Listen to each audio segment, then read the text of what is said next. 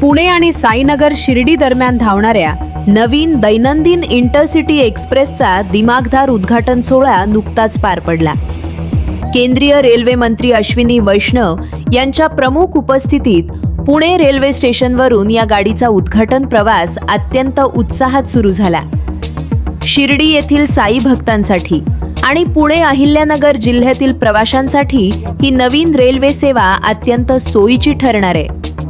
या नवीन इंटरसिटी एक्सप्रेसमध्ये नव्यानं तयार करण्यात आलेले अत्याधुनिक LHB तंत्रज्ञानाचे एकूण 12 डबे जोडण्यात आले आहेत। यामध्ये 5 सेकंड सीटिंग डबे, 4 जनरल डबे, 2 SLR आणि 1 EOG डब्याचा समावेश आहे।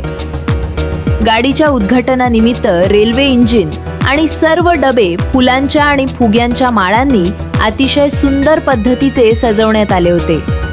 तसेच प्रवाशांच्या सुविधेसाठी अंतर्गत रचना अतिशय स्वच्छ आणि आरामदायी करण्यात आली आहे।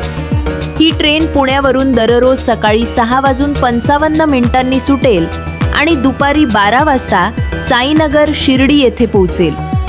परतीच्या प्रवासात ही ट्रेन शिर्डीवरून दररोज संध्याकाळी 6:10 सुटेल आणि रात्री 11:55 पुणे स्टेशनवर पोहोचेल।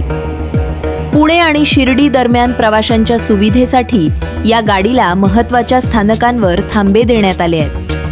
यामध्ये Daund chord line, Shrigonda road, Ahilyanagar junction, Rahuri आणि बेलापूर या प्रमुख रेल्वे स्टेशनचा समावेश आहे। या थांब्यांमुळे अहिल्यानगर आणि राहुरी परिसरातील नागरिकांना थेट पुण्यासाठी जलद प्रवास करणं शक्य होणार आहे। केंद्रीय रेल्वे मंत्र्यांच्या हस्ते हिरवा झेंडा दाखवून पुणे स्टेशनच्या प्लॅटफॉर्म क्रमांक 1 वरून ही ट्रेन दुपारी 3:37 पहिल्या प्रवासासाठी रवाना झाली।